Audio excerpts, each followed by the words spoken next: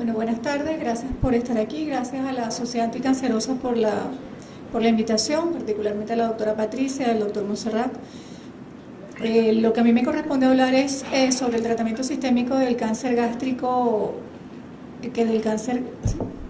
Ya le dije.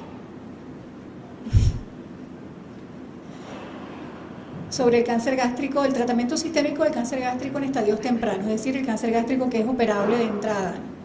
El título de la charla era adenocarcinoma de la unión esofagogástrica, pero realmente es bastante complicado desde el punto de vista de oncología médica separar el tratamiento o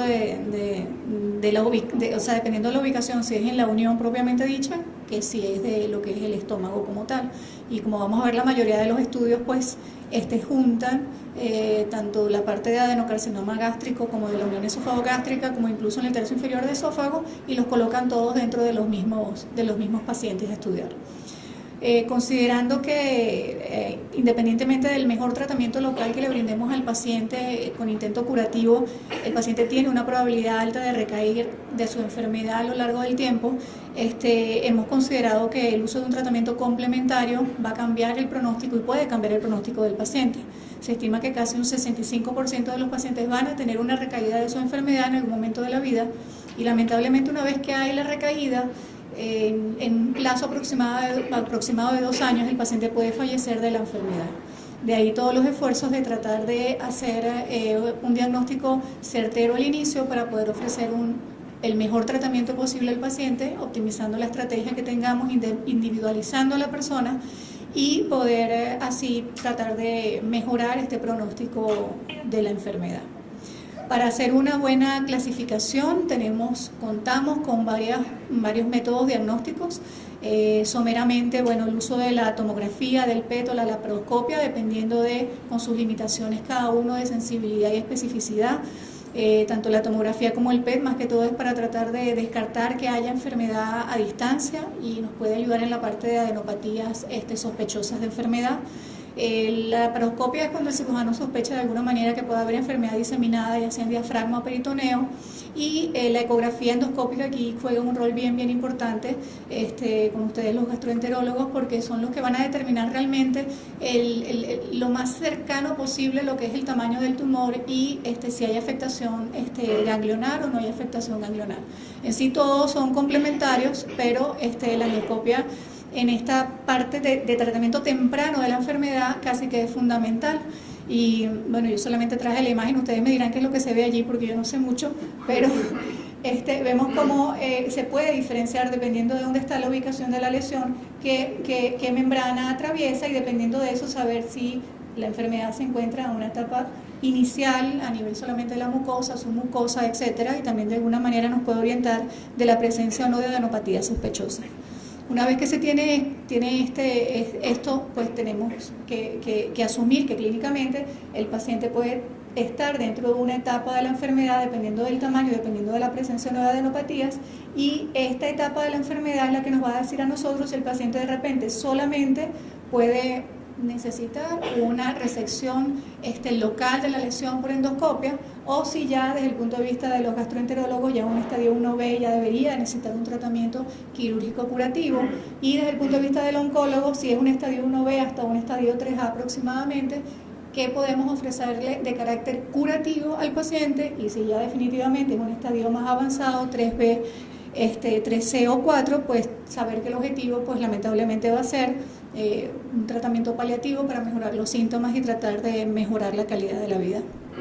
Entonces, ¿cuál sería la aproximación terapéutica? Dependiendo de la etapa. Y por eso es tan importante un equipo multidisciplinario que nos ayude a saber dónde está el paciente de entrada para poder nosotros idear la mejor estrategia terapéutica posible para ese paciente en particular. ¿Qué vamos a utilizar? Cirugía, quimioterapia preoperatoria, adyuvante, quimio radio postoperatoria, todas las anteriores, pues probablemente vamos a necesitar todas las anteriores si queremos lograr la mejor opción para el paciente. Considerando desde el punto de vista quirúrgico que estas consideraciones las traje de las escuelas europeas, de uno de los últimos zangales de los expertos allá de gastrointestinal, una de las reuniones que hacen anuales o cada 2 años, dicen que incluso la disección endoscópica submucosa pudiera ser una aproximación terapéutica única válida, siempre y cuando esté en manos experimentadas, dependiendo también de la histología de la enfermedad, siempre y cuando sea intestinal, y que la infiltración de la lesión solamente abarque mucosa o submucosa superficial.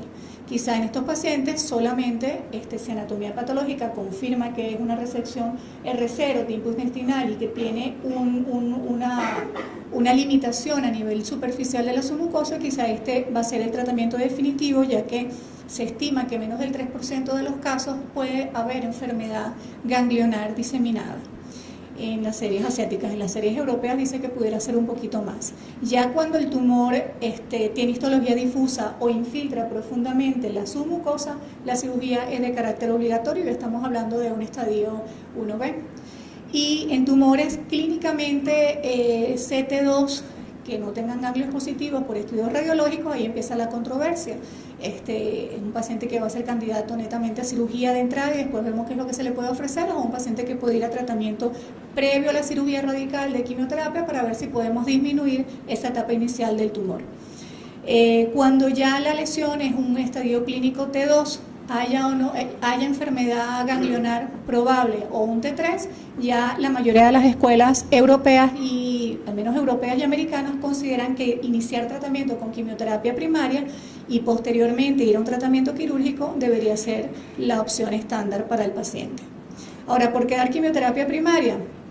Ya hay varios estudios que han demostrado que dar tratamiento primario puede disminuir, no solamente disminuir la etapa del tumor inicial, sino que también de alguna manera hemos observado que beneficia al paciente en términos de supervivencia global y de supervivencia libre de enfermedad. Tenemos 3 estudios importantes, estos 3 son europeos, los 2 primeros son estudios que dieron positivos a dar tratamiento de quimioterapia previo a la cirugía y posteriormente otra vez quimioterapia. Y el otro estudio, el tercero, que es el estudio alemán, aquí teníamos pacientes con unos estadios un poquito más avanzados, estadios 3, y este estudio, a pesar de que dio positivo para un aumento de la tasa de resección R0 después de la quimioterapia, no llegó a lograr tener una diferencia en lo que fuera supervivencia global.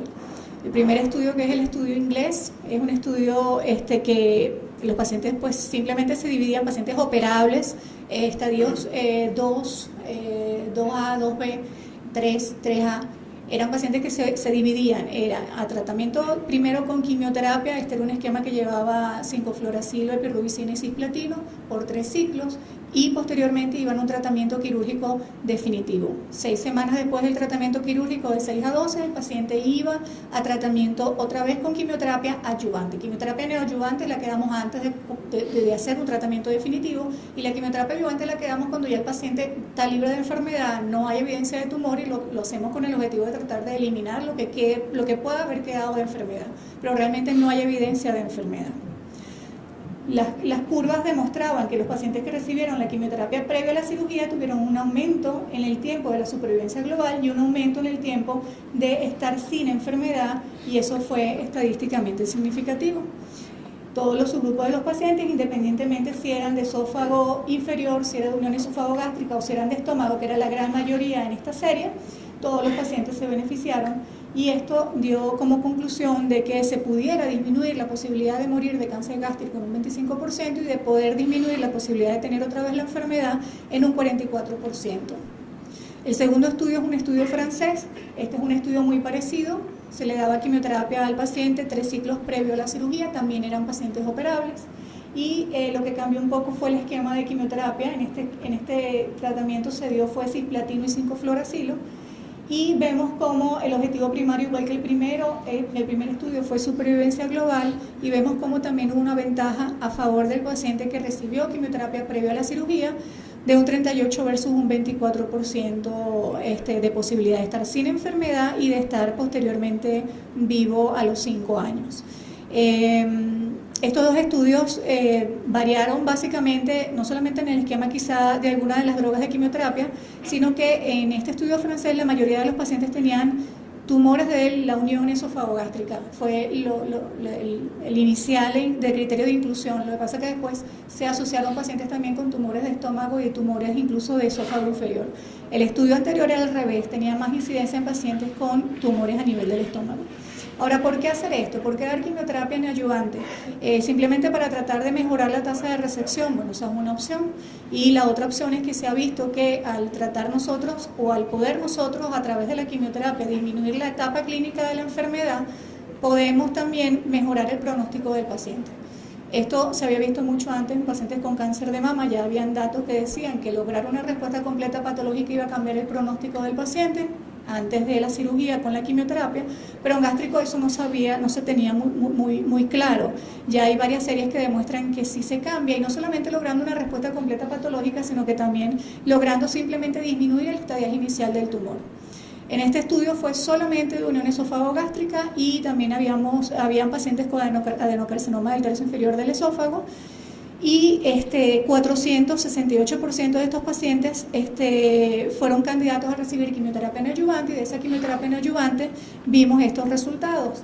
Como pacientes que de inicio clínicamente eran T3, T4, ganglios positivos, y pasaron a tener una respuesta completa, un T0, N0 desde el punto de vista patológico, como la supervivencia se equiparó prácticamente a aquellos pacientes que de entrada fueron a cirugía y se consiguieron con el mismo hallazgo operatorio. A diferencia que aquellos pacientes que recibieron quimioterapia pero no les funcionó, y que de un T3, T4 ganglios positivos siguieron siendo un T3, T4 ganglios positivos, lamentablemente. Vemos que no solamente logrando respuesta completa patológica, sino también disminuyendo el tamaño de la lesión de un T3 a un T4 ganglios positivos a un T1, T1 patológico, ganglios negativos, vemos cómo equiparamos prácticamente, utilizando la quimioterapia, la supervivencia del paciente que fue a cirugía y que había tenido esos mismos hallazgos operatorios de etapa pero ya quirúrgica. Mientras que aquellos que lamentablemente no respondieron al tratamiento, pues no les fue tan bien. Como les dije, no necesariamente tiene que haber una respuesta patológica para tener un impacto en el pronóstico. Vemos que en estos pacientes que eran T3, T4 ganglios positivos y siguieron siendo ganglios positivos, pero disminuyeron el tamaño tumoral, también se beneficiaron, y su supervivencia fue equiparable a los pacientes que de entrada recibieron cirugía y que quirúrgicamente y patológicamente fue la misma estadificación. Pacientes igual que hicieron ganglios negativos, aunque el tumor hubiera quedado igual, también se mejoraron, siempre en comparación de la línea azul, que son aquellos pacientes que lamentablemente no se beneficiaron del tratamiento con quimioterapia. Entonces, la quimioterapia neoadyuvante de alguna manera pues le va a dar la opción al paciente de que podamos disminuir el estadio clínico de la enfermedad, y si disminuimos el estadio clínico de la enfermedad, podemos mejorar el pronóstico del paciente en el tiempo. Esto es un metaanálisis que se publicó en el año 2014 con 1820, donde ya se estima el papel real de la quimioterapia previa a la cirugía, donde hay un aumento definitivo de la supervivencia global cuando se utiliza. Y bueno, fueron pacientes no solamente asiáticos, sino también pacientes occidentales. Fueron 12 estudios que entraron en el metaanálisis. ¿Pudiéramos mejorar la quimioterapia neoadyuvante? Sabemos que los pacientes HER2 positivos con cáncer gástrico, hay un anticuerpo monoclonal dirigido contra esa proteína, se ha utilizado mucho más en mama, también está aprobado en pacientes con cáncer gástrico avanzado que sobreexpresen esa proteína, y esto es un estudio fase 2. ¿Qué dice? Me quedan 7 minutos. Está pasado. Y bueno, en esto está aprobado solamente en estadios avanzados de la enfermedad, pero en pacientes que pudieran ser HER2 positivos, este estudio fase 2 demostró que dar el trastuzumab junto con la quimioterapia previa a la cirugía incrementaba la tasa de respuestas completas patológicas en 24% y las tasas de resección R0 en 93%. En cuanto a quimioterapia y radioterapia concurrente posteriores de la cirugía, tenemos el estudio clásico que le dio la aprobación de un tratamiento después de la cirugía. Hasta el año 2000 el paciente iba a cirugía y no recibía absolutamente más nada. Después del año 2000, gracias a este estudio, se demostró que el paciente podía beneficiarse en términos de supervivencia si se le añadía quimio y radioterapia posterior a la cirugía. Este estudio fue un poco controversial porque desde el punto de vista del tratamiento quirúrgico, el 54% eran disecciones de 0 y solamente un 10% eran disecciones de 2. Entonces quedaba la duda si de repente esa ventaja en supervivencia era porque se le había dado un complemento de radioterapia y quimioterapia a lo que no había hecho la cirugía. Eso fue así hasta que salieron estos otros estudios que demostraban que en pacientes con disecciones de 2 después de una gastrectomía curativa, si tú le dabas quimioterapia o le dabas quimioterapia más radioterapia después de la cirugía, estadios tempranos obviamente, estadios 2 y 3, era un estudio donde se quería ver si la radioterapia iba a tener algún tipo de efecto. Y pues realmente en este estudio no demostró que hubiera un aumento en la mejoría añadiendo la radio. O sea, que dar quimioterapia o dar quimio más radioterapia prácticamente a los 7 años de seguimiento mantuvo la supervivencia libre de enfermedad similar. Ahora bien, solamente aquellos pacientes que eran ganglios negativos no se beneficiaron de la quimio-radioterapia. Entonces hay un estudio que se llama el ARTIS-2 que está incluyendo solamente pacientes ganglios positivos para ver si en esos pacientes que después de una cirugía radical de 2, después de eso sí se benefician teniendo ganglios positivos en anatomía patológica de quimio más radioterapia.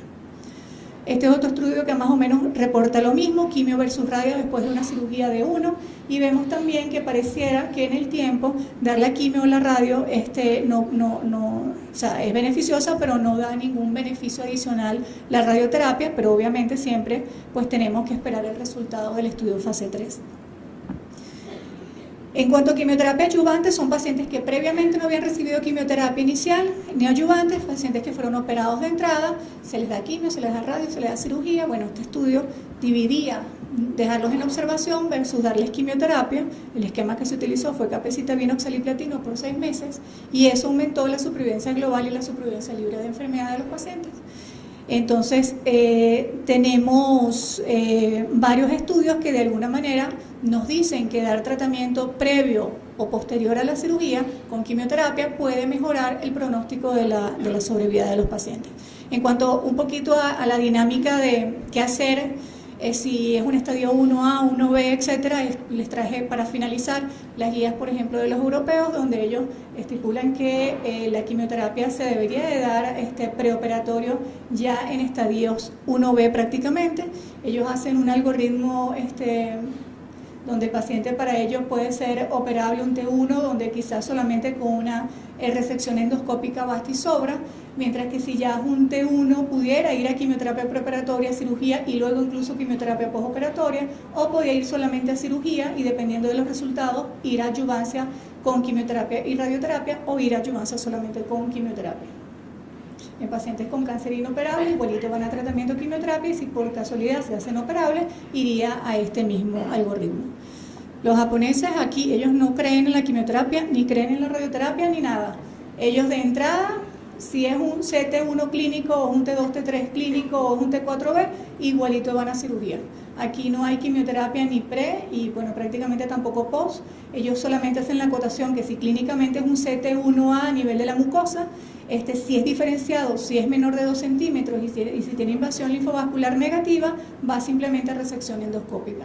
En cambio, si no tiene ninguna de estas características, debería de ir una gastrectomía de 1.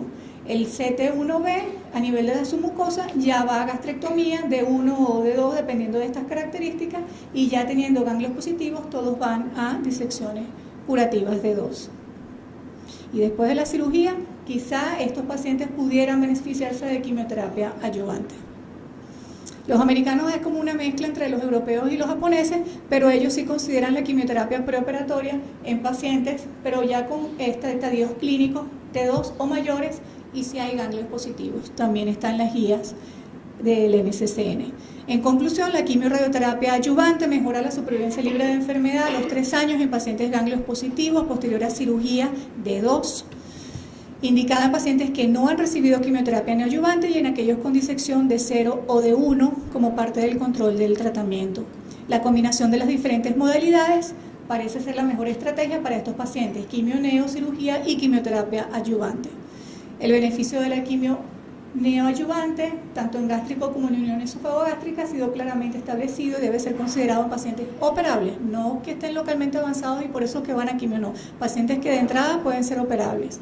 Y como adyuvancia en pacientes que no han recibido quimioterapia previo, la capecitabina y el oxaliplatino en pacientes ganglios positivos pareciera incrementar la supervivencia libre de enfermedad. Y eso es todo.